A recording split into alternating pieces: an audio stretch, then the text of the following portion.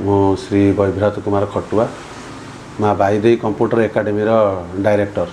आमर ये अनुष्ठान रे मेनली आम कंप्यूटर शिखौचु माने कंप्यूटर शिखौचु कहले आम एडमिशन भी खूब कम पैसा रखुचु भी एबे आमर एडमिशन फ्री चलछि जो पिला माने चाहिए फ्री रे एडमिशन करी पाठ पढ़ी करेंगे।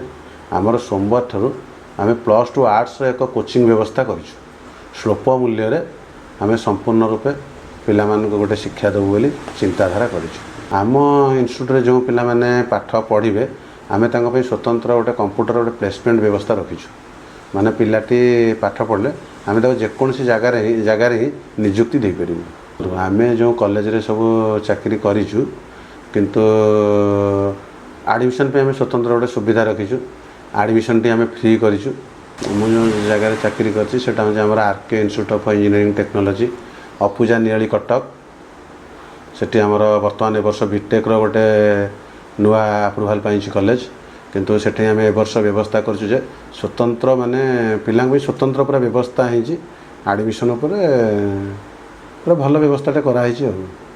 सेठी आजिका डेट्रे भी डिप्लोमार जो पिला माने रहउछन्ती खाद्य पानीय व्यवस्था माने पूरा फ्री रे कराई। आमर हूँ नियाली बस स्टैंड ओह्लैब बस स्टैंड ओह्लैक पूर्वखंड यूपी स्कूल रोड रे आसिले किछि बाट गलापर आम संस्थाटी पड़ो आम गोटे लक्ष्य रखीचु संस्था कलापर जे कि आम अंचल जदि गोटे गरीब पिलाटे पाठ पढ़ियार वंचित होइतिबो किंतु आम पाखे आसी पहुँचब आम ताको निश्चिंत रूपे माने सहयोग करूँ जहाँ आमर जी कर्तव्य थब पिलाटी आम निश्चिंत करूँ।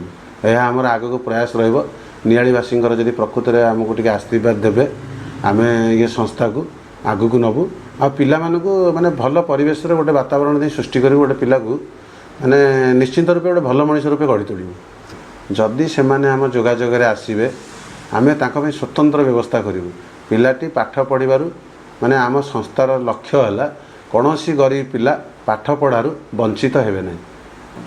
आमर जो कोर्स कहले कंप्यूटर कहले पीजीडीसी टाली डीटीपी इंटरनेट स्पोकन इंग्लिश तापर स्पेशल कोचिंग गोटे भी व्यवस्था आम करिछु सोमवार ठारू +2 आर्ट्स तापर कॉम्पिटिटिव भी से पिला भी पढ़िबे माने सब प्रकार व्यवस्था आम करिछु।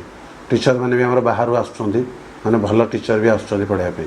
मु जेतेबेले 2014 मसीह काम कली आम जेतेबेले ये लाइन की जेतेबेले प्रथमे आसिलु देखिलु आम अंचल किछि पिला माने पाठ पढ़िबारु वंचित होउछन्ती। आम गोटे प्रयास करूँ आम अंचल गोटे संस्था करूँ किसी गरीब पिला मानक नेइकिरी आम पाठ पढ़ेबू जहाँफल कि फ्री ऑफ कॉस्ट से पाठ पढ़े।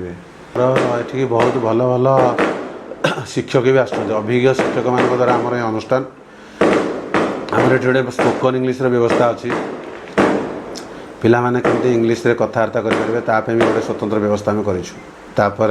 आमर जो आर्ट्स जो कोचिंगटा आम आरंभ करूँ प्राय टीचर आम सब बाहर आस भुवनेश्वर आमर आशा विश्वास से माने गोटे भल पिला मानक पाठ पढ़ाई आम अनुष्ठान को आगू नेबे बोली आशा विश्वास।